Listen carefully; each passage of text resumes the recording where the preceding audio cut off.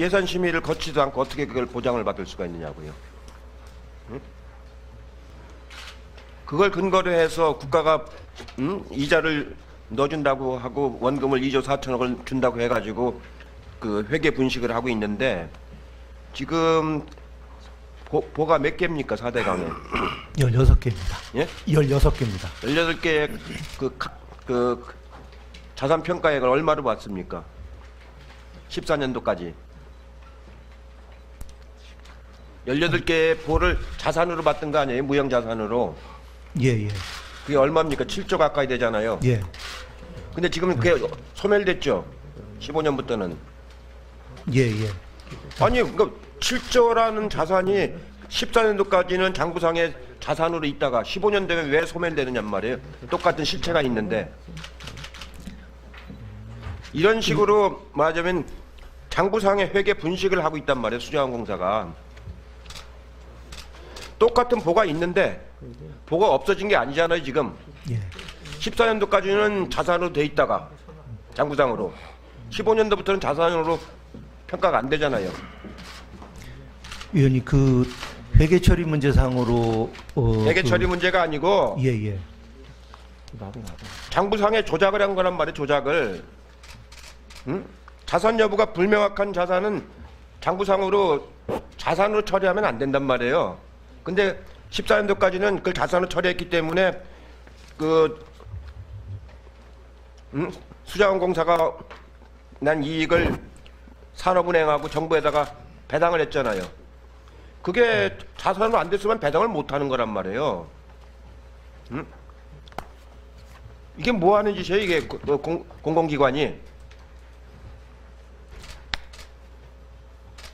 위원님 정부하고 수자원공사가 짜고서 하는 짓이란 말이에요, 이게 지금.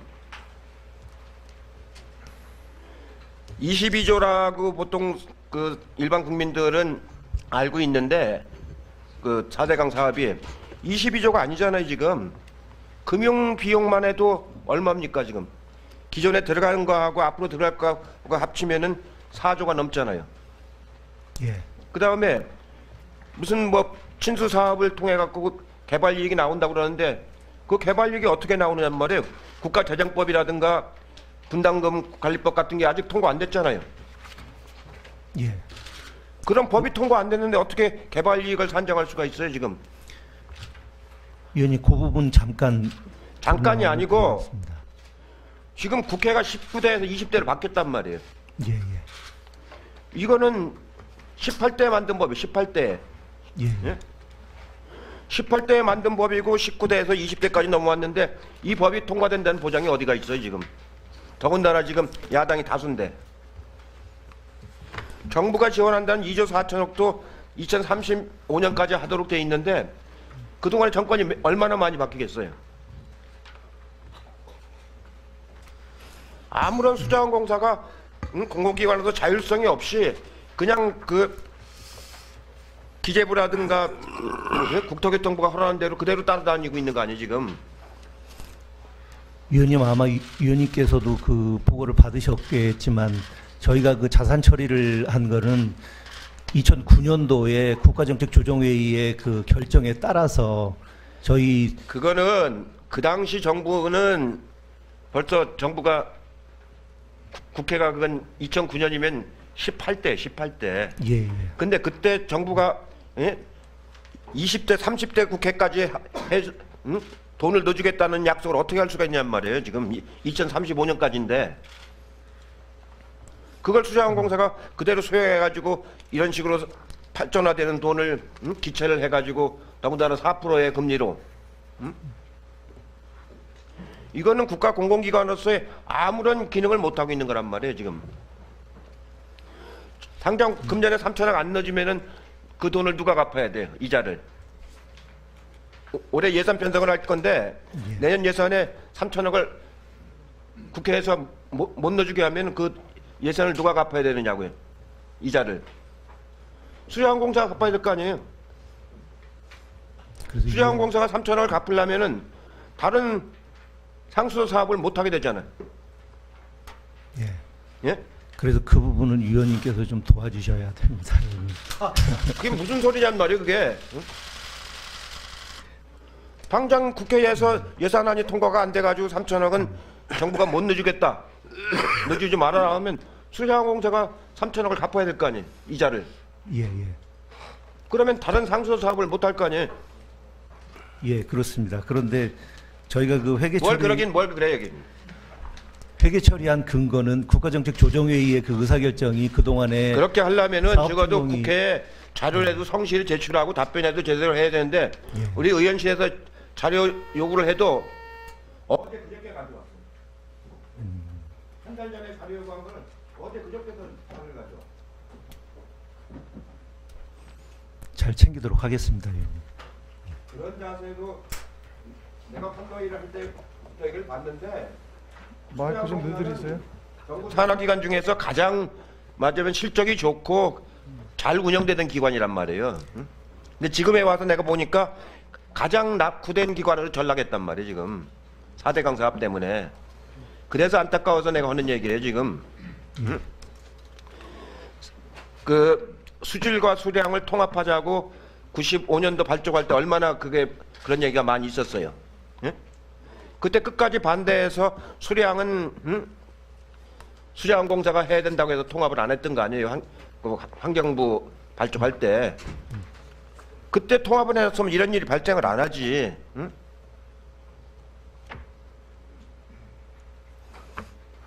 위원님 말씀하신 사항 잘 유의해서 저희 하여튼 이 4대강 투자비 문제라든지 저희 다른 투자 사업이라든지 이런 부분에 차질이 없도록 최선의 노력을 다 하겠습니다.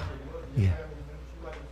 예, 예. 이 문제를 그렇게 정부가 하라는 대로 딸려 가지 말고 예. 수자원공사의 나름대로의 맞은 자율성을 가지란 말이에요. 예. 예, 노력하겠습니다.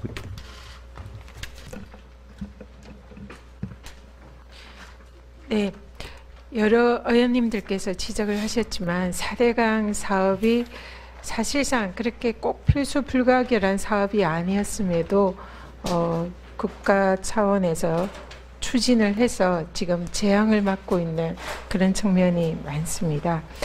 더구나 이 4대강 사업의 주무 부서였던 수공은 이로 인해서 사실상 빚더미에 올라앉았고 그 빚더미를 지금도 막 천문학적인 이자를 갚느라 사실상 수공이 제가 보기엔 거의 파산 위기에 처해 있지 않나 이런 우려가 됩니다.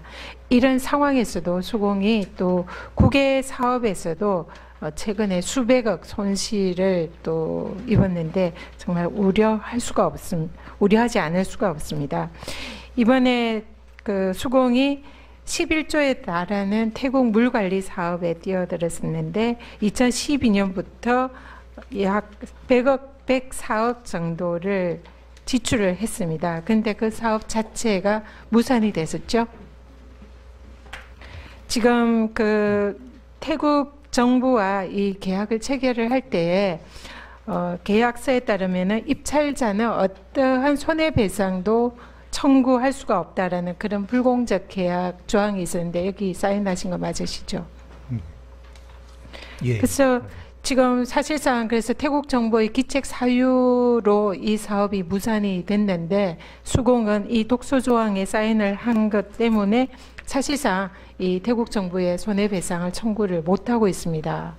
그런데 이 올해 그 수공 1월에 이사록을 보면은 태국 이 물 사업은 대통령께서도 관심을 가지고 있는 사안이기 때문에 실무진이 이 사업을 다시 더 적극적으로 추진을 해야 한다. 그런 취지의 내용이 있는데 맞습니까? 사실관계만 확인해 주십시오. 일단 태국 물 사업은 그 일단 국가적으로 사실관계만 확인해 주세요. 예, 그다음 예. 제가 답변 기회를 드리겠습니다. 예, 예. 그런 사실이 있으시죠? 이사록에. 예. 예. 네. 지금 이 내용을 보면 104억이라는 그런 수공이 사실상 별로 없는 돈을 이렇게 투자를 해서 그 엄청난 손해를 입었는데 그것도 손해배상을 하지 않겠다라는 그런 독소 조항에 사인을 해서 무리하게 추진을 해서 결국은 손해를 입었고 또 그나마 그 손해도 이사록에 대통령도 관심을 가진 그런 사안이니까 이 사업을 다시 더 추진하겠다라는 그런 의지를 보이면서 이 104억의 손실을 사실상 덮었습니다. 정말 좀 어처구니가 없다 생각이 드는데 또 비슷한 사안이 필리핀에서도 벌어졌는데 필리핀 앙가댐의 수력발전 사업에 지분을 수공이 투자를 했는데 2010년에 추진을 했는데 현지 시민단체가 이런 외국 기업의 국가 주요 시설을 매각하는 것은 무효다라고 소송이 일어나서 사실상 4년 동안 연기가 되다가 2014년에 이 발전을 시작했는데 또 이때는 가뭄이 일어나서 댐을 가동을 못 해가지고 단기 순손실 220억이 발생을 했습니다. 또 여기서 천문학적인 손해를 입었는데요.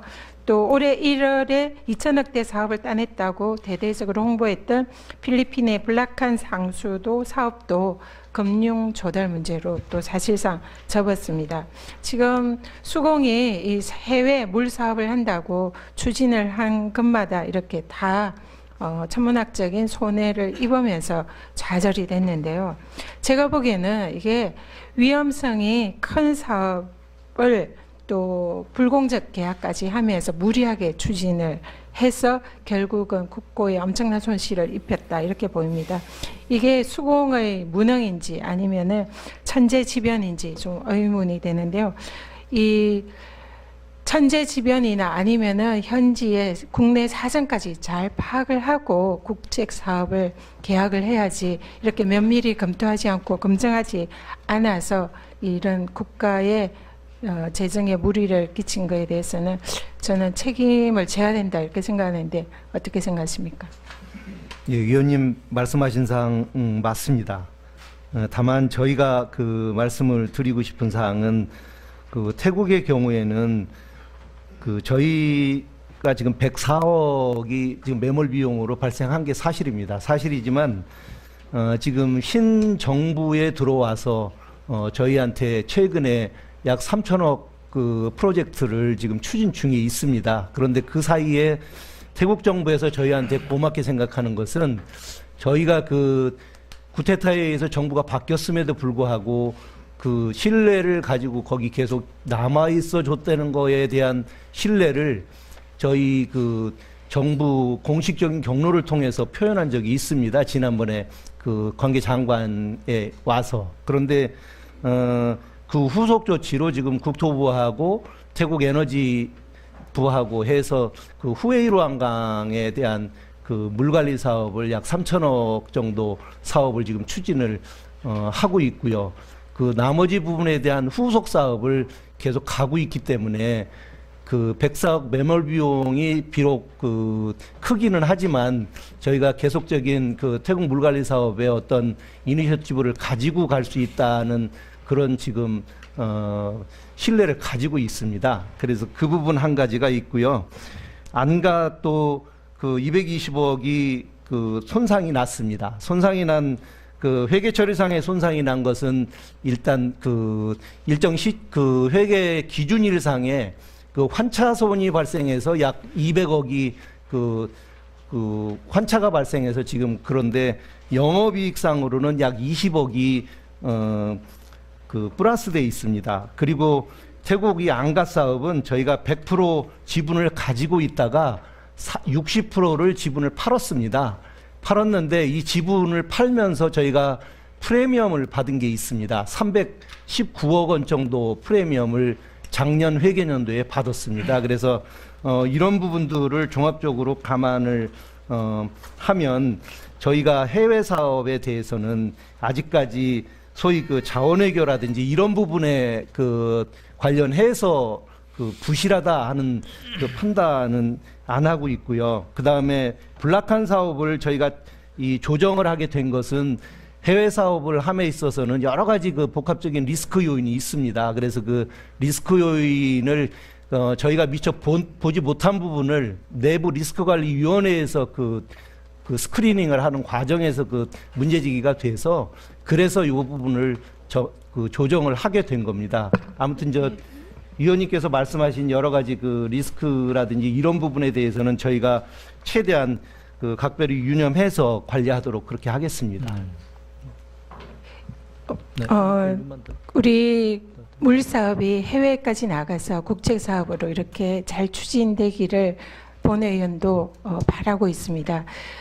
제가 지적을 하려는 것은 지금 사실상 사장님 말씀하신 그 부분도 앞으로 그렇게 됐으면 좋겠다 하는 희망사항이고 기존 아직도 아무런 수익이 발생을 한 것은 없습니다. 그렇지만은 이 수공의 무리한 사업 추진으로 사실상 국가에 있어서 손실을 본 것은 현재 수백억 규모라는 것이지요. 그렇기 때문에 지금 백사억 부분도 이 손해가 있으면은 그게 기책 사유가 있는 곳에 손해배상을 청구하는 것이 당연한데 그런 것조차 손해배상 청구하지 않겠다라는 그런 불공정 계약을 수공이 했다는 사실을 저는 믿을 수가 없는 거고요. 그래서 사업을 추진을 하더라도 면밀히 법적 요건을 잘 따져서 우리가 손해 보지 않도록 해야 되고 그리고 장밋빛 전망만 가지고 실제로 그렇게 추진을 하다가 다 손해를 보지 않았습니까? 그래서 앞으로 추진할 때도 그런 추진하시기. 예, 수고하셨습니다. 박균 증인 나오셨나요? 네. 삼정회계법인 회계사십니까? 네, 그렇습니다. 삼정회계법인에서 여기 4대강 사업에 관한 그 무형자산을 다 인정을 했었죠. 네, 그렇습니다. 이 무형자산으로 인정하려면은 뭐 이게 세 가지 얘기했는데 자산 요건의 충족, 민간 투자 사업에 따른 회계 처리 부합하고 국가정책 결정 이렇게 나왔는데 네, 네. 이 수자원공사하고 이 기재부라든가 국토부하고 계약서를 체결한 게 있습니까? 위원님 질문에 답변을 드리겠습니다. 아니 계약서를 확인해 봤느냐고요. 계약서라는 부분에 있어서는 우선 이제 무형자산은 그 2009년에 있었던 국가정책 조정회의에 의거해서 그 2009년에 수자원공사가 그 회계 전문가로서 4대 회계법인의 그 회계 처리와 관련된 그 용역을 발주를 해서 4대 회계법인이 공히 무형자산으로 인식하였다는 그런. 자, 증인 답변 조심하세요. 즉 선서하셨죠? 네네. 허위 증언하면은 처벌 당합니다. 네, 알고 있습니다. 이 자산 요건 충족 중에 친수 사업 개발 이익을 근거로 해서 한 건데 친수 사업이 이루어지려면 뭐가 이루어져야 되죠? 친수 사업을 통해서 개발 이익을 내려면 뭐가 이루어져야 되느냐고요. 일단 친수구역의 개발을 통해서 분양을 통한 이익을 통해서 이루어지는 걸로 알고 있습니다. 아 분양이 되려면 뭐가 법이 개정이 돼야 되느냐고요. 송구스럽습니다. 제가 법 쪽에는 제가 법률 전문가가 아니라서요. 그러니까 무슨 법이 개정돼야 되는지도 모르면서 친수 개발 이익이 당연히 나올 것처럼 지금 판단한 거 아니에요, 지금. 지금 국가재정법도 만들어져야 되고 부담금 관리법도 만들어져야 돼요. 그건 지금 아예 폐기됐단 말이에요. 19대 때 만든 게. 20대와 들어와서 나 지금 제한도 안 돼 있잖아요, 지금. 근데 무슨 친수 개발 이익이 벌써 거론될 수가 있느냔 말이에요. 응? 그리고 정부가 돈을 여기 지원해 주려면 이자를 원금이나 이자를 지원해 주려면 국회에서 의결을 받아야 될 거 아니에요. 국회가 의결을 되면 보장을 어떻게 삼정회계법인이 한단 말이에요. 내가 국회의원인데 나도 모르는데. 응? 네, 저 의원님 말씀하신 데 대해서 답변드리겠습니다. 아니 그런 말에 회계 전문가로서 이 회계적인 관점에 있어서는 저희들은 아까 말씀드린 2009년에 있었던 국가정책 조정회의에 의거해서 그거 하나야. 단순히 그거 하나인데 그거 갖고 되는 것이 아니고 그에 따라서 예산도 배정이 돼야 되고 법도 개정이 돼야 되고 새 법도 만들어야 되는 거란 말이에요. 그런 거 하나도 확인도 안 하면 그 개발 이익이 난다고 어떻게 단정하느냐 말이에요. 그 부분에 있어서는 저희가 이제 2012년부터 14년까지 감사를 했었고 그러면은 15년 된 왜 이게 전부 소멸 처리했어요? 죄송합니다만 저희가 처리한 건 아니고요. 일단 뭐 공사가 처리를 했지만 2015년에 결정적으로 국가정책 조정회의에서 똑같은 실체가 있는데 주로 남아 있는 게 물에 흘려 들어간 건 이제 없어진 거고 남은 건 보안에 응? 보하고 이쪽 그 도로 같은 거 아니에요? 응? 근데 보 같은 거는 국고로 다 귀속되잖아. 예? 만들어지면은 국고로 다 귀속되는 거 아니에요? 보는 수자원공사 자산이 아니잖아요.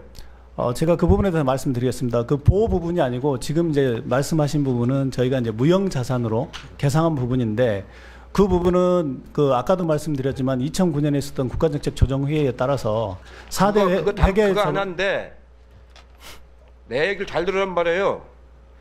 그거 하나 갖고 되는 게 아니라면 국가정책 조정회의라는 건 회의 결과지. 회의 결과에 따르는 예산이 수반돼야 되고 법령이 따라줘야 된단 말이에요. 근데 법을 개정하겠다는 이 계약 회의록에 보면은 법을 개정하겠다는 의지가 하나도 안 나와 지금. 예산을 국회에서 통과시키겠다는 의지가 하나도 안 나온단 말이에요 지금. 2009년도 회의에 2009년도 거. 2009년도에는 18대 국회, 18대 국회. 2035년까지 갚아야 되잖아요 지금. 2035년이면 앞으로 21대, 22대, 23대, 24대까지 가야 돼. 응? 국회에서 예산이 통과되려면은. 네, 그 부분에 대해서 말씀드리겠습니다. 저희가 이제 그 무형 자산으로 그 재무제표에 올린 이유는 우선 아까 말씀하셨듯이 그 국가정책 조정회의를 통해서 친수구역 사건 등을 통해서 똑같은 얘기 이익으로 반복하지 말란 충당하고 말이에요. 그리고 저 정부의 지원 방안이 확정되는 형식으로 돼 있는 걸로 알고 있고요. 정부의 지원 방안이라는 게 국회가 동의해 지원 방안이 확정이 되지 다른 것도 아니고 예산이 있어야 되는 건데 예산은 의결권을 국회가 가지고 있는 거란 말이에요. 정부가 갖고 있는 게 아니고.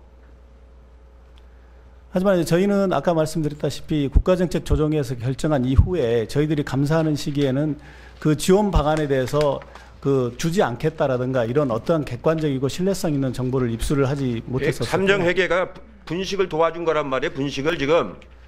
저는 그렇지 않다고 생각합니다. 송구스럽습니다만. 그렇지 않으면 15년도에는 어떻게 소멸 처리하느냐는 말이에요. 그 부분은 그 저희들이 확인한 바로는 그 저희의 다음 회계법인에서 국가정책 조정회의가 2015년 9월 말에 그 부분에 대해서 일부를 지원하지 않다고 판단을 함에 따라서 손상 위험이 있으면은 손상 위험이 있으면 사전에 다 그걸 점검하게 돼 있잖아요. 그렇습니다. 근데 여기 삼정은 그걸 안 했잖아.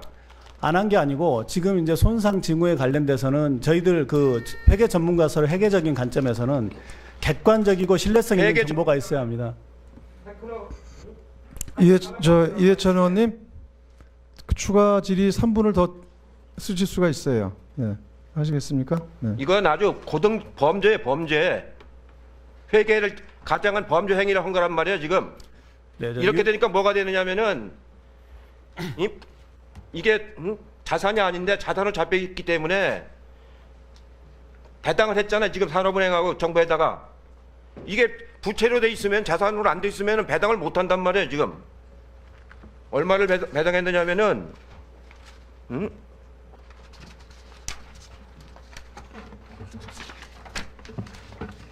최근 5년 동안에 12년부터 시작해가지고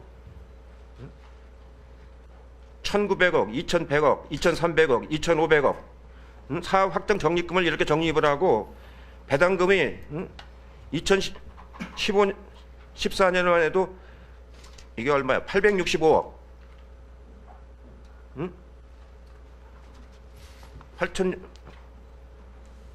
8,650억. 이게 자산으로 돼 있기 때문에 이게 배당이 되는 거란 말이에요. 이게 자산이 아니면 어떻게 이게 배당을 해?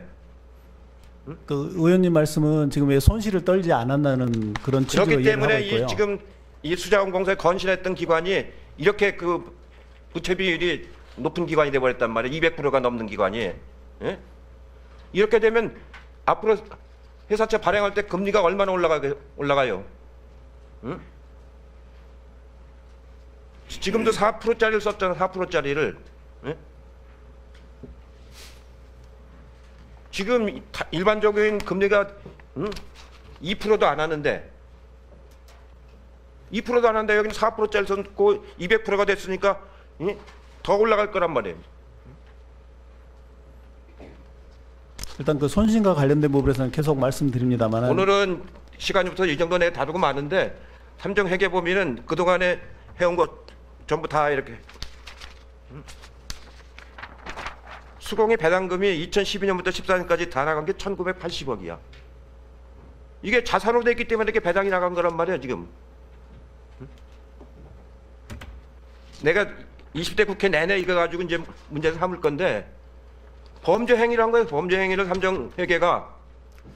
송구스럽으면 저는 범죄이라고 생각을 하지 않고요.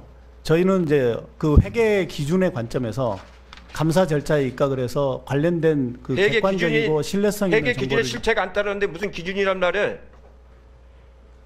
지금 법안이 제출되어 있지도 않단 말이야. 이 관계 법안이 19대 폐기가 되고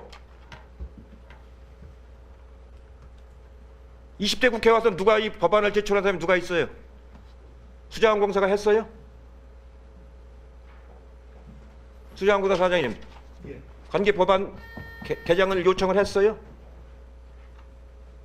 아직 안 한 걸로 알고 있습니다. 그런데 제한도 안 돼 있단 말이에요. 제한도. 그 무형 자산에 관련된 부분에 있어서는 결국 이제 회수 방안에 관련된 부분인데요. 그런 부분들이 결국 2015년에 국가정책 조정회의에서 결정이 되면서 최종적으로 손상을 인식을 한 걸로 그렇게 저희들이 알고 있습니다. 하지만 저희들이 감사를 했던 그 시점에 있어서는 그러한 이제 지원 관련된 그 정책이라든가 이런 부분에 있어서 어떠한 그 감액을 한다든가 하는 그런 변화가 없었던 걸로 그렇게 저희들은 그 감사 증거를 입수했고요. 짜고서 분식한 거란 말이에요, 분식. 대단히 송구스럽으면 그렇지 않다고 생각합니다.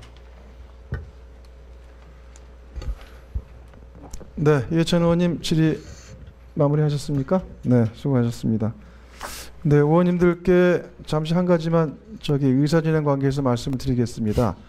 지금 증인 신문을 몇 분이 요청을 하셨는데 지금 이제 4대 강화가 해야 되는 부분들에 대해서 다 증인들이 참고인에 나오셔서 그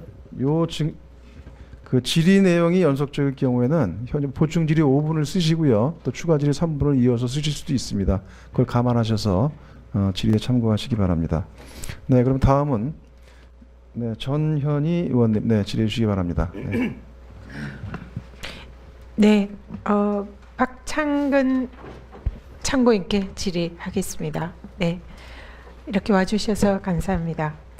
이번에 제가 국감을 준비를 하면서 이 4대강 공사의 현장인 영주댐을 방문을 했습니다. 그리고 그 인근에 모래사장이 지금 유실되고 있는 무선마을도 방문을 했었는데요.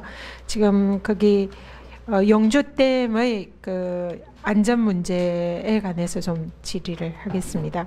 지금 제가 가서 확인을 했고 그리고 또 주민들과 또 전문가분들의 말씀을 쭉 청취를 했었는데 이번에 영주댐에서 7월 초에 장마로 인해 가지고 영주댐의 유사조절지가 거기가 많이 진동이 지진에 가까운 진동을 느꼈다라는 이런 증언도 하시는 분을 말씀을 들었습니다만 그렇게 많이 흔들리고 그로 인해서 저기 화면에 보다시피 유리창도 깨지고 그리고 또 실제로 공사 도중에 그 유사조절지 양안에 붕괴가 이렇게 되었다는 그런 사실을 제가 들었습니다. 그래서 지금 과연 이 유사조절지의 안전이 어떤 상황인지 교수님께서 아마 그 확인을 하신 걸로 알고 있는데 말씀 좀 해주시고요.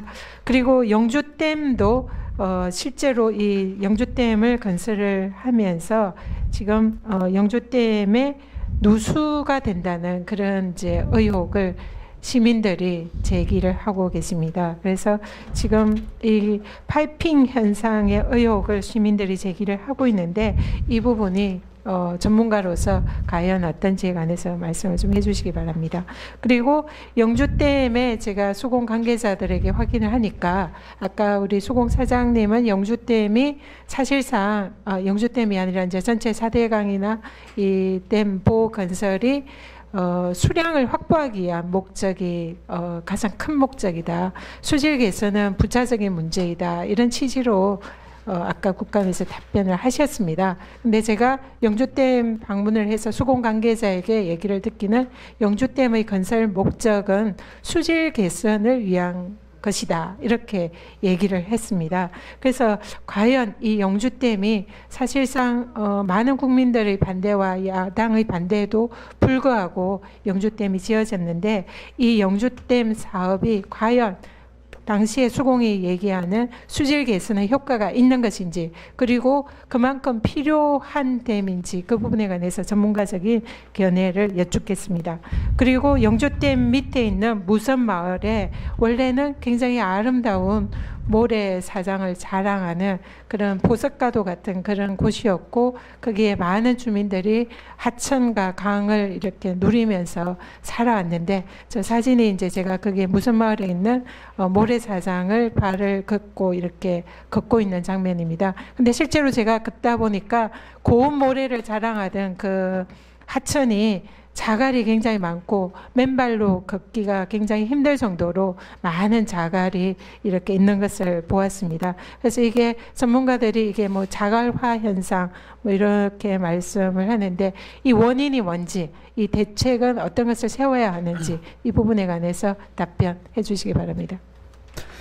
네, 간단하게 말씀드리겠습니다. 먼저 유사조절지에 창문이 깨진 것은 일단 어떤 행토는지 간에 창문이 깨지면 안 되는 건 맞습니다. 그래서 이 부분에 대해서는 수자원공사가 정밀 조사를 해야 되는데 아직까지 안 하고 있는 걸로 알고 있습니다. 그래서 객관적인 조직에서 왜 유리창이 깨졌는지 그리고 지금 현재 유리창을 걷어내고 다른 걸 설치를 했는데 그게 안전한지 안 한지에 대한 객관적인 아직 점검이 없었다는 말씀을 드리고요. 그다음에 영주댐 누수 문제는 영주댐이 만들 때 우한 쪽 그러니까 우한은 하천을 물이 흐르는 방향을 쳐다보고 오른쪽입니다. 그 우한 영주댐의 우한 댐 위측에서 상당히 토양 그러니까 신선한 안반이 있어야 되는데 절개된 그런 것 절개된 아주 좀 취약한 안반이 많았었습니다. 그래서 그 누수 문제는 댐이 만들어질 때부터 논란이 있었습니다. 거대 공사하는 과정에서 수공이 그 부분에서 어느 정도 보강은 했지만은 일단 밑부분에서 이 파이핑 현상으로 당초 우려됐는데 그 물이 강바닥에서 올라온 건 아니고 우측 쪽에서 어디서 흘러나온 건 맞는데 그 물이 산의 수공이 주장하듯이 산에서 내려왔는지 아니면은 댐에서 우측으로 해서 내려왔는지 대해서는 밝혀지지 않았습니다. 이 부분도 하루빨리 밝혀야 되는 문제고 그리고 만약에 산에서 내려온 물이다 그러면은 댐 안전성 확보를 되는 거고 만약에 그게 댐에서 누수됐다 그러면 다시 보강을 하게 되면은 오히려 안전성을 확보할 수 있는 길이라고 저는 봅니다.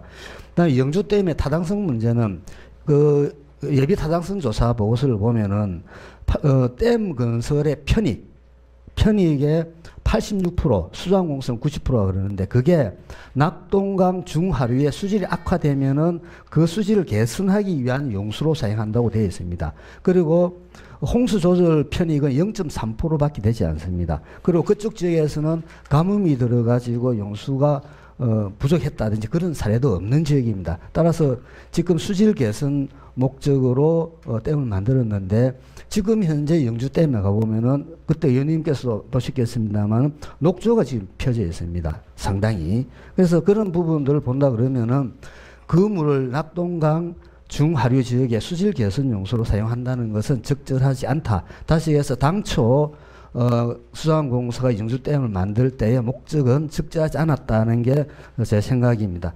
마지막으로 무선마을의 백사장 유실 가급적이면 문제인데 좀 답변을 짤막하게 좀 집중해서 해주세요. 네. 네, 그 부분이 육상화 형상 다시 해서 고운 모래들이 다 쓸려 내려오고 나니까 이제 자갈만 남았다는 거죠. 그러니까 그것은 위에 댐이 있는데 댐에서 모래를 차단을 했습니다. 그러니까 밑에서 모래가 못 내려가니까 거기에 있는 모래는 계속 쓸려 내려가죠. 그러니까 모래가 없어지고 거기에는 자갈이 이제 강바닥을 덮는 그런 현상이 생겼습니다. 한 분 더 하시겠어요? 네. 네, 수자원공사 사장님,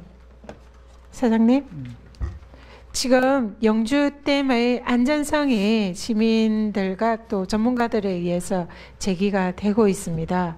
그리고 사실상 영주댐이 물론 이제 다 지어졌기 때문에 뭐 어떻게 할 수 없는 그런 측면도 있지만 당초에 원래의 목적이 필요하지 않음에도 불구하고 무리하게 이렇게 추진을 해서 실제로 주민들이 안전도 위협할 뿐만 아니라 주민들이 평생 이렇게 살아왔던 그 아름다운 모래섬도 이렇게 모래사장도 없어지고 또 우리 대한민국 그 강토에 그런 그 굉장히 안 좋은 그런 영향을 준 게 아닌가 그런 생각이 듭니다.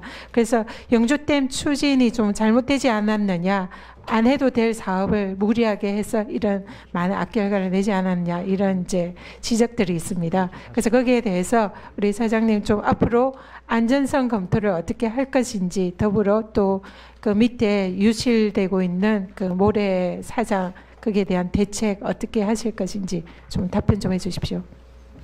예, 의원님. 안전성 문제는 지난번에 의원님 다녀가시고 저희 직원들하고 다시 그 확인을 했습니다. 현장에 가서.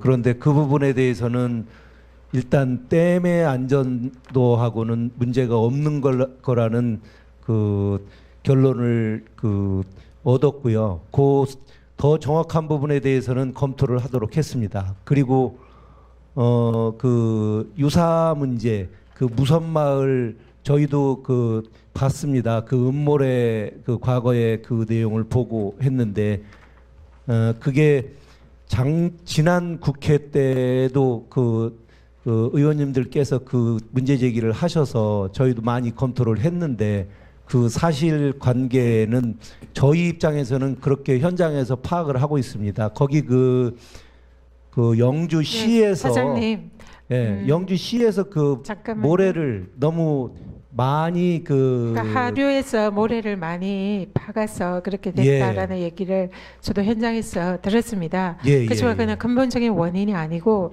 영주댐을 건설을 해서 모래가 더 이상 추가로 공급되는 것이 막아진 것이 가장 큰 원인이고 부차적으로 하류에서 모래를 또 이렇게 많이 채취를 했기 때문에 그것도 부차적인 원인일 수 있습니다. 제가 지금 말씀드리는 것은 영주댐의 안전성에 관해서 많은 시민들이 의문을 제기하고 있고 수자원공사는 현장에서 문제가 없다라는 얘기를 저도 들었습니다. 그렇지만 한 번 더 철저히 검토를 해서 안전성 점검을 해주시길 부탁드리고요. 그리고 모래의 훼손에 대해서는 보다 더 적극적인 대책 좀 수립을 부탁드립니다. 그렇게 하시겠습니까?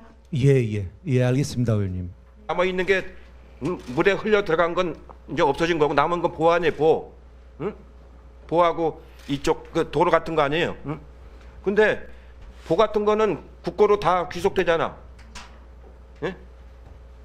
만들어지면은 국고로 다 귀속되는 거 아니에요? 보는 수자원공사 자산이 아니잖아요. 제가 그 부분에 대해서 말씀드리겠습니다. 그 보호 부분이 아니고 지금 이제 말씀하신 부분은 저희가 이제 무형 자산으로 계상한 부분인데 그 부분은 그 아까도 말씀드렸지만 2009년에 있었던 국가정책 조정회의에 따라서 4대 그거 하나인데 내 얘기를 잘 들으란 말이에요. 그거 하나 갖고 되는 게 아니란 말이에요. 국가정책 조정회의라는 건 회의 결과지. 회의 결과에 따르는 예산이 수반돼야 되고 법령이 따라줘야 된단 말이에요. 근데 법을 개정하겠다는 이 계약 회의록에 보면은 법을 개정하겠다는 의지가 하나도 안 나와 지금. 예산을 국회에서 통과시키겠다는 의지가 하나도 안 나온단 말이에요 지금. 2009년도 회의에 2009년도 거. 2009년도면은 18대 국회, 18대 국회. 2035년까지 갚아야 되잖아요 지금. 2035년이면 앞으로 21대, 22대, 23대, 24대까지 가야 돼. 응? 국회에서 예산이 통과되려면은. 네, 그 부분에 대해서 말씀드리겠습니다. 저희가 이제 그 무형 자산으로 그 재무제표에 올린 이유는 우선 아까 말씀하셨듯이 그 국가정책 조정회의를 통해서 친수구역 사건 등을 통해서 똑같은 얘기 반복하지 말란 말이에요.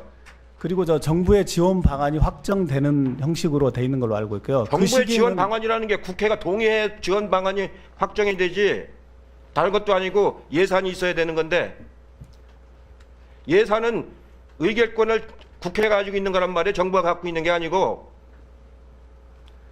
하지만 이제 저희는 아까 말씀드렸다시피 국가정책조정회에서 결정한 이후에 저희들이 감사하는 시기에는 그 지원 방안에 대해서 그 주지 않겠다라든가 이런 어떠한 객관적이고 신뢰성 있는 정보를 입수를 하지 못했었어요. 삼정회계가 분식을 도와준 거란 말이에요. 분식을 지금. 저는 그렇지 않다고 생각합니다. 송구스럽습니다만.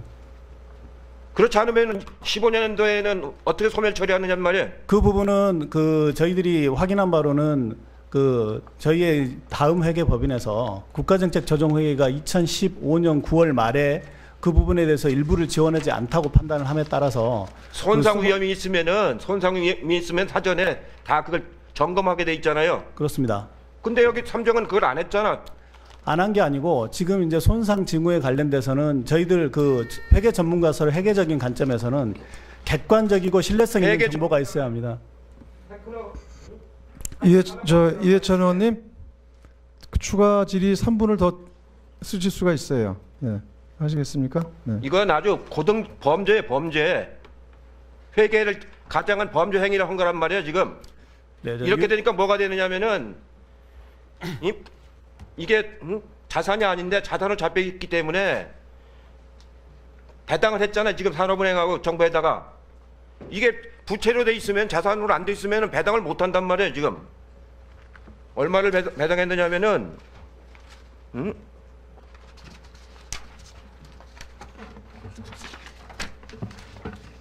최근 5년 동안에 12년부터 시작해가지고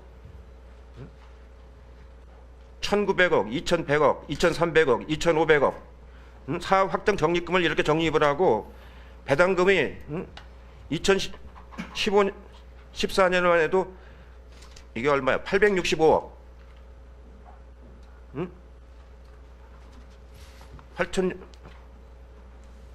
8,650억 이게 자산으로 돼 있기 때문에 이게 배당이 되는 거란 말이에요.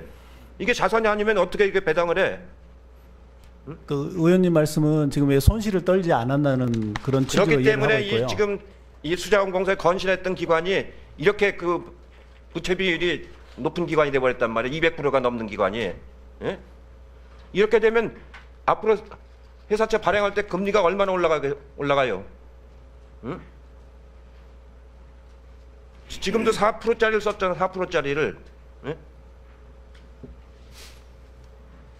지금 일반적인 금리가 2%도 안 하는데 2%도 안 하는데 여기는 4%짜리 썼고 200%가 됐으니까 더 올라갈 거란 말이에요.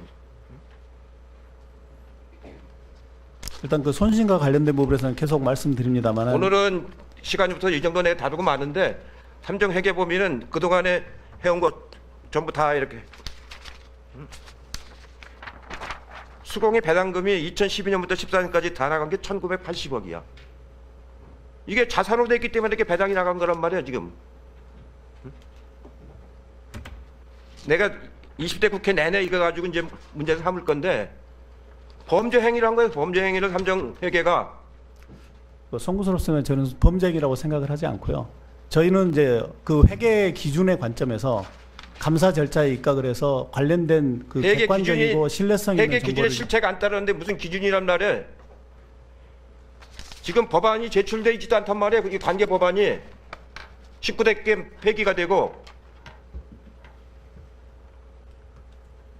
20대 국회 와서 누가 이 법안을 제출한 사람이 누가 있어요? 수자원공사가 했어요? 수자원공사 사장님, 관계 법안 개정을 요청을 했어요? 아직 안 한 걸로 알고 있습니다. 그런데 제한도 안 돼 있단 말이에요. 제한도. 그 무형 자산에 관련된 부분에 있어서는 결국 이제 회수 방안에 관련된 부분인데요. 그런 부분들이 결국 2015년에 국가정책조정회의에서 결정이 되면서 최종적으로 손상을 인식을 한 걸로 그렇게 저희들이 그 알고 있습니다. 예산 심의를 거치지도 않고 어떻게 그걸 보장을 받을 수가 있느냐고요. 응? 그걸 근거로 해서 국가가 이자를 넣어준다고 하고 원금을 2조 4천억을 준다고 해가지고 그 회계 분식을 하고 있는데 지금 보가 몇 개입니까 4대강에? 16개입니다. 예? 16개입니다. 18개의 그 자산 평가액을 얼마로 받습니까? 14년도까지 18개의 보를 자산으로 받던 거 아니에요? 무형자산으로. 예, 예. 그게 얼마입니까? 7조 가까이 되잖아요. 예. 근데 지금 그게 소멸됐죠. 15년부터는. 예, 예. 아니, 그러니까 7조라는 자산이 14년도까지는 장부상의 자산으로 있다가 15년 되면 왜 소멸되느냐 말이에요.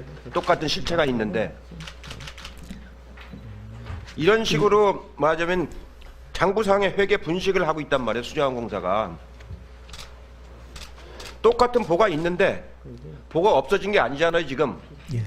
14년도까지는 자산으로 돼 있다가 장부상으로 15년도부터는 자산으로 평가가 안 되잖아요. 위원님 그 회계 처리 문제상으로 회계 처리 문제가 아니고 예, 예. 장부상에 조작을 한 거란 말이에요. 조작을. 응? 자산 여부가 불명확한 자산은 장부상으로 자산으로 처리하면 안 된단 말이에요. 근데 14년도까지는 그걸 자산으로 처리했기 때문에 수자원공사가 난 이익을 산업은행하고 정부에다가 배당을 했잖아요. 그게 자산으로 안 됐으면 배당을 못 하는 거란 말이에요. 응? 이게 뭐 하는 짓이에요? 이게 공공기관이. 위원님 정부하고 수자원공사가 짜고서 하는 짓이란 말이에요. 이게 지금 22조라고 보통 그 일반 국민들은 알고 있는데 그 4대강 사업이 22조가 아니잖아요. 지금 금융 비용만 해도 얼마입니까? 지금 기존에 들어가는 거하고 앞으로 들어갈 거하고 합치면은 4조가 넘잖아요. 예. 그 다음에 무슨 뭐 친수 사업을 통해 갖고 개발 이익이 나온다고 그러는데 그 개발 이익이 어떻게 나오느냐 말이에요. 국가재정법이라든가 분담금 관리법 같은 게 아직 통과 안 됐잖아요. 예. 그런 법이 통과 안 됐는데 어떻게 개발 이익을 산정할 수가 있어요 지금? 위원님 그 부분 잠깐이 잠깐이 아니고 있습니다. 지금 국회가 19대에서 20대로 바뀌었단 말이에요. 예, 예. 이거는 18대 만든 법이에요. 18대. 예. 예? 18대에 만든 법이고 19대에서 20대까지 넘어왔는데 이 법이 통과된다는 보장이 어디가 있어요 지금? 더군다나 지금 야당이 다수인데 정부가 지원한다는 2조 4천억도 2035년까지 하도록 돼 있는데 그동안에 정권이 얼마나 많이 바뀌겠어요? 아무런 수자원공사가 공공기관으로서 자율성이 없이 그냥 그 기재부라든가 국토교통부가 허락한 대로 그대로 따라다니고 있는 거 아니에요 지금?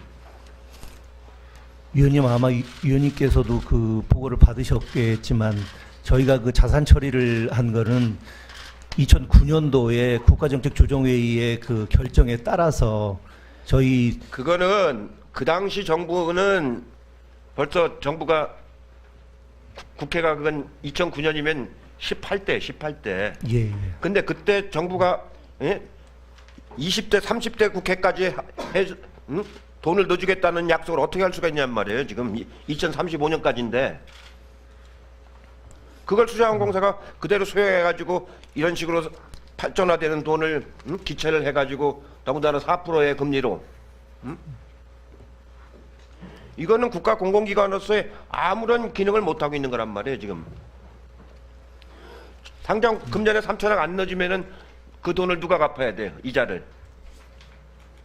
올해 예산 편성을 할 건데 내년 예산에 3천억을 국회에서 못 넣어주게 하면 그 예산을 누가 갚아야 되느냐고요. 이자를. 수자원공사가 갚아야 될 거 아니에요. 그래서 수자원공사가 3천억을 갚으려면은 다른 상수 사업을 못 하게 되잖아요. 예. 예? 그래서 그 부분은 위원님께서 좀 도와주셔야 됩니다. 위원님. 그게 무슨 소리냔 말이에요, 그게. 응? 당장 국회에서 예산안이 통과가 안 돼가지고 3천억은 정부가 못 넣어주겠다. 넣어주지 말아라 하면 수자원공사가 3천억을 갚아야 될 거 아니에요, 이자를. 예, 예. 그러면 다른 상수 사업을 못 할 거 아니에요. 예, 그렇습니다. 그런데 저희가 그 회계 뭘 처리 그러긴 뭘 그래 여기. 회계 처리한 근거는 국가정책조정회의의 그 의사결정이 그동안에 그렇게 하려면은 사업 적어도 분명히- 국회에 자료라도 성실히 제출하고 답변해도 제대로 해야 되는데 우리 의원실에서 자료 요구를 해도 어제 그저께 가져왔어. 한 달 전에 자료 요구한 거는 어제 그저께서 자료를 가져와. 잘 챙기도록 하겠습니다. 의원님. 그런 자세로 내가 판도일을 할 때 얘기를 봤는데 마이크 좀 늘리세요. 정부 산하기관 중에서 가장 맞으면 실적이 좋고 잘 운영되던 기관이란 말이에요. 응? 근데 지금에 와서 내가 보니까 가장 낙후된 기관으로 전락했단 말이에요. 지금 4대강 사업 때문에. 그래서 안타까워서 내가 하는 얘기예요. 지금 응? 그 수질과 수량을 통합하자고 95년도 발족할 때 얼마나 그런 얘기가 많이 있었어요. 응? 그때 끝까지 반대해서 수량은 수자원공사가 해야 된다고 해서 통합을 안 했던 거 아니에요? 환경부 발족할 때.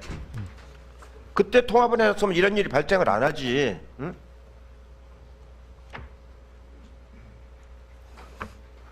이런 이니셔티브를 가지고 갈 수 있다는 그런 지금 신뢰를 가지고 있습니다. 그래서 그 부분 한 가지가 있고요.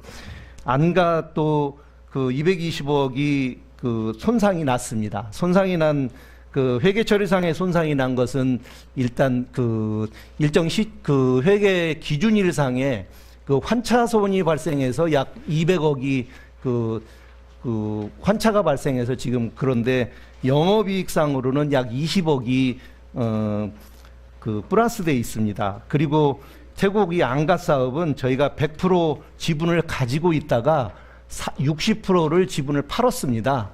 팔았는데 이 지분을 팔면서 저희가 프리미엄을 받은 게 있습니다. 319억 원 정도 프리미엄을 작년 회계년도에 받았습니다. 그래서 이런 부분들을 종합적으로 감안을 하면 저희가 해외 사업에 대해서는 아직까지 소위 그 자원외교라든지 이런 부분에 그 관련해서 그 부실하다 하는 그 판단은 안 하고 있고요. 그 다음에 블락한 사업을 저희가 이 조정을 하게 된 것은 해외 사업을 함에 있어서는 여러 가지 그 복합적인 리스크 요인이 있습니다. 그래서 그 리스크 요인을 저희가 미처 보지 못한 부분을 내부 리스크관리위원회에서 그 스크리닝을 하는 과정에서 그 문제제기가 돼서 그래서 이 부분을 그 조정을 하게 된 겁니다. 아무튼 위원님께서 말씀하신 여러 가지 그 리스크라든지 이런 부분에 대해서는 저희가 최대한 그 각별히 유념해서 관리하도록 그렇게 하겠습니다.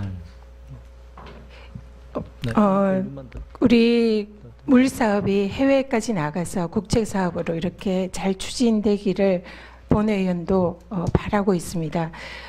제가 지적을 하려는 것은 지금 사실상 사장님이 말씀하신 그 부분도 앞으로 그렇게 됐으면 좋겠다 하는 희망사항이고 기존 아직도 아무런 수익이 발생을 한 것은 없습니다. 그렇지만은 이 수공의 무리한 사업 추진으로 사실상 국가에 있어서 손실을 본 것은 현재 수백억 규모라는 것이지요. 그렇기 때문에 지금 백사억 부분도 이 손해가 있으면은 그게 기책 사유가 있는 곳에 손해배상을 청구하는 것이 당연한데 그런 것조차 손해배상 청구하지 않겠다라는 그런 불공정 계약을 수공이 했다는 사실을 저는 믿을 수가 없는 거고요. 그래서 사업을 추진을 하더라도 면밀히 법적 요건을 잘 따져서 우리가 손해보지 않도록 해야 되고 그리고 장밋빛 전망만 가지고 실제로 그렇게 추진을 하다가 다 손해를 보지 않았습니까? 그래서 앞으로 추진할 때도 그런 추진하시기. 예, 수고하셨습니다. 박균 증인 나오셨나요? 네. 삼정회계법인 회계사십니까? 네, 그렇습니다. 삼정회계법인에서 여기 4대강 사업에 관한 그 무형자산을 다 인정을 했었죠. 네, 그렇습니다. 이 무형자산으로 인정하려면은 뭐 이게 세 가지 얘기했는데 자산 요건의 충족, 민간 투자 사업에 따른 회계 처리 부합하고 국가정책 결정 이렇게 나왔는데 네네. 이 수자원공사하고 이 기재부라든가 국토부하고 계약서를 체결한 게 있습니까? 위원님 질문에 답변을 드리겠습니다. 아니 계약서를 확인해 봤느냐고요. 계약서라는 부분에 있어서는 우선 이제 무형자산은 그 2009년에 있었던 국가정책조정회의에 의거해서 그 2009년에 수자원공사가 그 회계 전문가로서 4대 회계법인의 그 회계 처리와 관련된 그 용역을 발주를 해서 4대 회계법인이 공히 무형자산으로 인식하였다는 그런 자, 증인 답변 조심하세요. 선서하셨죠? 네네. 허위 증언하면은 처벌 당합니다. 네, 알고 있습니다. 이 자산 요건 충족 중에 친수 사업 개발 이익을 근거로 해서 한 건데 친수 사업이 이루어지려면 뭐가 이루어져야 되죠? 친수 사업을 통해서 개발 이익을 내려면 뭐가 이루어져야 되느냐고요. 일단 친수구역의 개발을 통해서 분양을 통한 이익을 통해서 이루어지는 걸로 알고 있습니다. 아 분양이 되려면 뭐가 법이 개정이 돼야 되느냐고요. 송구스럽습니다. 제가 법조계는 제가 법률 전문가가 아니라서요. 그러니까 무슨 법이 개정돼야 되는지도 모르면서 친수 개발 이익이 당연히 나올 것처럼 지금 판단한 거 아니에요, 지금. 지금 국가재정법도 만들어져야 되고 부담금 관리법도 만들어져야 돼요. 그건 지금 아예 폐기됐단 말이에요. 19대 때 만든 게. 20대와 들어서 나 지금 제한도 안 돼 있잖아요, 지금. 근데 무슨 친수 개발 이익이 벌써 거론될 수가 있느냔 말이에요. 응? 그리고 정부가 돈을 여기 지원해 주려면 이자를 원금이나 이자를 지원해 주려면 국회에서 의결을 받아야 될 거 아니에요. 국회가 의결을 되면 보장을 어떻게 삼정회계법인이 한단 말이에요. 내가 국회의원인데 나도 모르는데.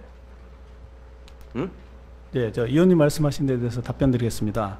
아니 그런 말에 회계 전문가로서 이 회계적인 관점에 있어서는 저희들은 아까 말씀드린 2009년에 있었던 국가정책조정회의에 의거해서 그거 하나야. 단순히 그거 하나인데 그거 갖고 되는 것이 아니고 그에 따라서 예산도 배정이 돼야 되고 법도 개정이 돼야 되고 새 법도 만들어야 되는 거란 말이에요. 그런 거 하나도 확인도 안 하면 그 개발 이익이 난다고 어떻게 단정하느냐는 말이에요. 그 부분에 있어서는 저희가 이제 2012년부터 14년까지 감사를 했었고 그러면은 15년 된 왜 이게 전부 소멸 처리했어요. 죄송합니다만 저희가 처리한 건 아니고요. 일단 뭐 공사가 처리를 했지만 2015년에 결정적으로 국가정책조정회의에서 똑같은 실체가 있는데 주로 이 말씀하신 사항 잘 유의해서 저희 하여튼 이 4대강 투자비 문제라든지 저희 다른 투자 사업이라든지 이런 부분에 차질이 없도록 최선의 노력을 다 하겠습니다. 예. 예. 이 문제를 그렇게 정부가 하라는 대로 가지 말고 예. 수자원공사의 나름대로의 맞은 자율성을 가지란 말이에요. 예. 예. 노력하겠습니다.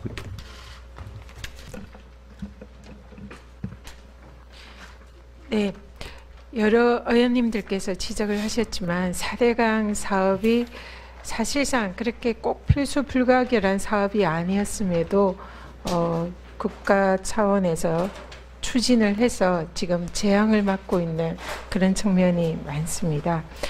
더구나 이 4대강 사업의 주무 부서였던 수공은 이로 인해서 사실상 빚더미에 올라앉았고 그 빚더미를 지금도 막 천문학적인 이자를 갚느라 사실상 수공이 제가 보기엔 거의 파산 위기에 처해 있지 않나 이런 우려가 됩니다.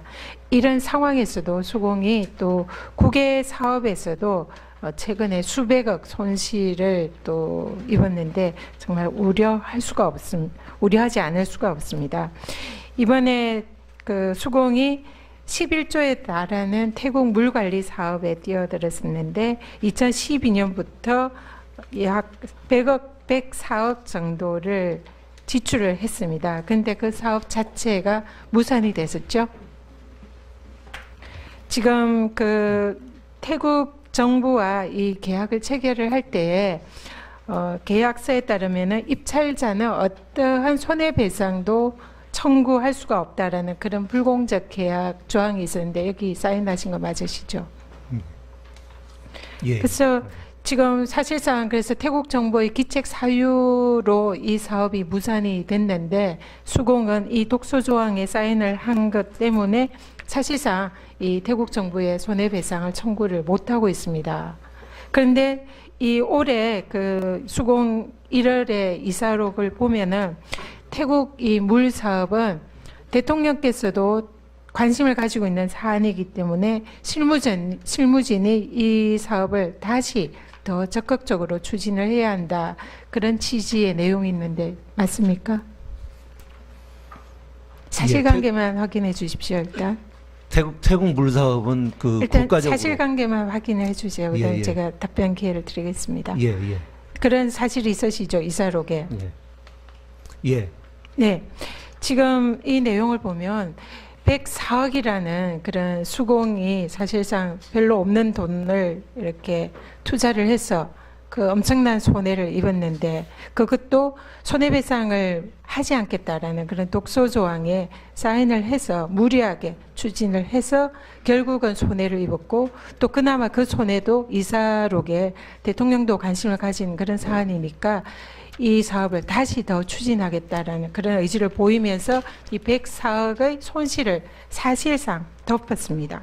정말 좀 어처구니가 없다 생각이 드는데 또 비슷한 사안이 필리핀에서도 벌어졌는데 필리핀 앙가댐의 수력발전 사업에 지분을 수공이 투자를 했는데 2010년에 추진을 했는데 현지 시민단체가 이런 외국 기업의 국가 주요 시설을 매각하는 것은 무효다라고 소송이 일어나서 사실상 4년 동안 연기가 되다가 2014년에 이 발전을 시작했는데 또 이때는 가뭄이 일어나서 댐을 가동을 못 해가지고 단기 순손실 220억이 발생을 했습니다. 또 여기서 천문학적인 손해를 입었는데요. 또 올해 1월에 2천억대 사업을 따냈다고 대대적으로 홍보했던 필리핀의 블락한 상수도 사업도 금융 조달 문제로 또 사실상 접었습니다. 지금 수공이 이 해외 물 사업을 한다고 추진을 한 것마다 이렇게 다 천문학적인 손해를 입으면서 좌절이 됐는데요. 제가 보기에는 이게 위험성이 큰 사업을 또 불공적 계약까지 하면서 무리하게 추진을 해서 결국은 국고에 엄청난 손실을 입혔다 이렇게 보입니다. 이게 수공의 무능인지 아니면은 천재지변인지 좀 의문이 되는데요. 이 천재지변이나 아니면은 현지의 국내 사정까지 잘 파악을 하고 국책 사업을 계약을 해야지 이렇게 면밀히 검토하지 않고 검증하지 않아서 이런 국가의 재정에 무리를 끼친 것에 대해서는 저는 책임을 져야 된다 이렇게 생각하는데 어떻게 생각하십니까? 예, 위원님 말씀하신 사항 맞습니다. 다만 저희가 그 말씀을 드리고 싶은 사항은 그 태국의 경우에는 그 저희가 지금 104억이 지금 매몰 비용으로 발생한 게 사실입니다. 사실이지만 지금 신 정부에 들어와서 저희한테 최근에 약 3천억 그 프로젝트를 지금 추진 중에 있습니다. 그런데 그 사이에 태국 정부에서 저희한테 고맙게 생각하는 것은 저희가 그 쿠데타에 의해서 정부가 바뀌었음에도 불구하고 그 신뢰를 가지고 거기 계속 남아 있어 줬다는 거에 대한 신뢰를 저희 그 정부 공식적인 경로를 통해서 표현한 적이 있습니다. 지난번에 그 관계 장관에 와서. 그런데 그 후속 조치로 지금 국토부하고 태국 에너지부하고 해서 그 후웨이로 한강에 대한 그 물관리 사업을 약 3천억 정도 사업을 지금 추진을 하고 있고요. 그 나머지 부분에 대한 후속 사업을 계속 가고 있기 때문에 그 104억 매몰 비용이 비록 그 크기는 하지만 저희가 계속적인 그 태국 물관리 사업에 어떤 하지만 저희들이 감사를 했던 그 시점에 있어서는 그러한 이제 지원 관련된 그 정책이라든가 이런 부분에 있어서 어떠한 그 감액을 한다든가 하는 그런 변화가 없었던 걸로 그렇게 저희들은 그 감사 증거를 입수했고요. 짜고서 분식한 거란 말이에요, 분식. 대단히 송구스럽으면 그렇지 않다고 생각합니다. 네, 이해찬 의원님 질의 마무리하셨습니까? 네, 수고하셨습니다. 네, 의원님들께 잠시 한 가지만 의사진행 관계에서 말씀을 드리겠습니다. 지금 증인 신문을 몇 분이 요청을 하셨는데 지금 이제 4대 강화가 관련된 부분들에 대해서 다 증인들이 참고인에 나오셔서 그러니까 그 질의 내용이 연속적일 경우에는 현재 보충 질의 5분을 쓰시고요. 또 추가 질의 3분을 이어서 쓰실 수도 있습니다. 그걸 감안하셔서 질의에 참고하시기 바랍니다.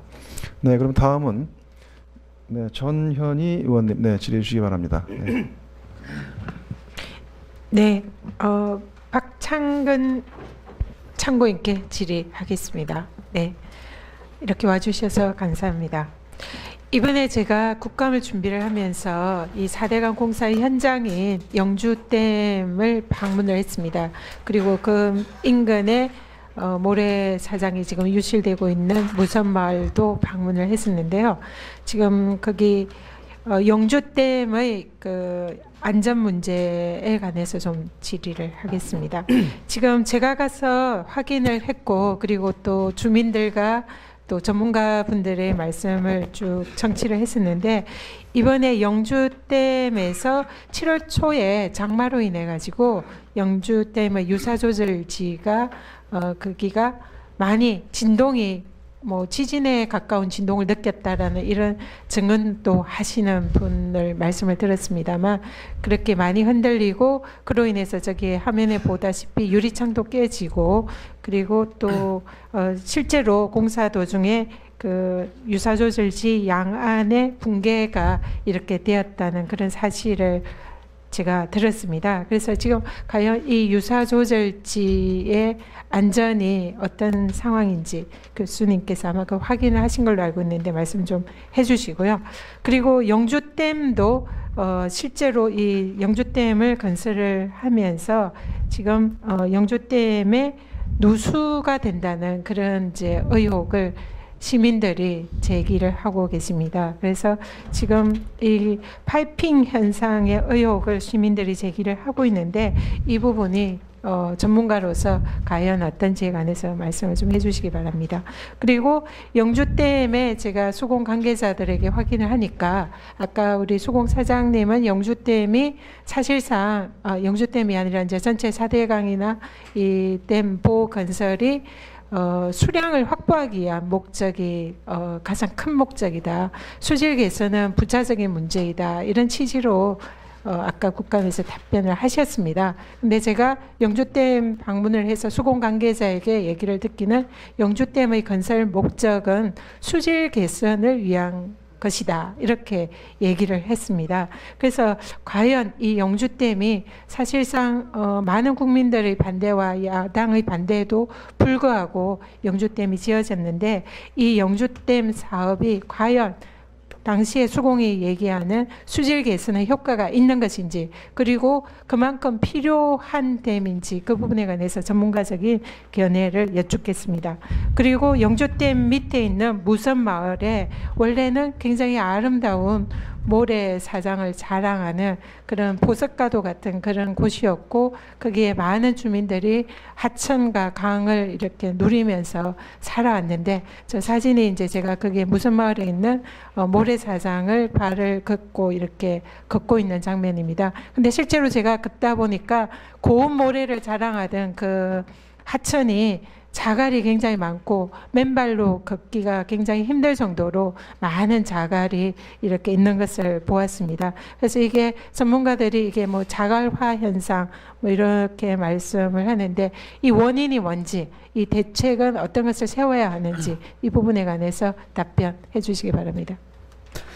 네, 간단하게 말씀드리겠습니다. 먼저 유사조절지의 창문이 깨진 것은 일단 어떤 행토는지 간에 창문이 깨지면 안 되는 건 맞습니다. 그래서 이 부분에 대해서는 수자원공사가 정밀 조사를 해야 되는데 아직까지 안 하고 있는 걸로 알고 있습니다. 그래서 객관적인 조직에서 왜 유리창이 깨졌는지, 그리고 지금 현재 유리창을 걷어내고 다른 걸 설치를 했는데 그게 안전한지 안 한지에 대한 객관적인 아직 점검이 없었다는 말씀을 드리고요. 그다음에 영주댐 누수 문제는 영주댐이 만들 때 우한 쪽, 그러니까 우한은 하천을 물이 흐르는 방향을 쳐다보고 오른쪽입니다. 그 우한 영주댐의 우한 댐 위측에서 상당히 토양, 그러니까 신선한 안반이 있어야 되는데 절개된 그런 절개된 아주 좀 취약한 안반이 많았었습니다. 그래서 그 누수 문제는 댐이 만들어질 때부터 논란이 있었습니다.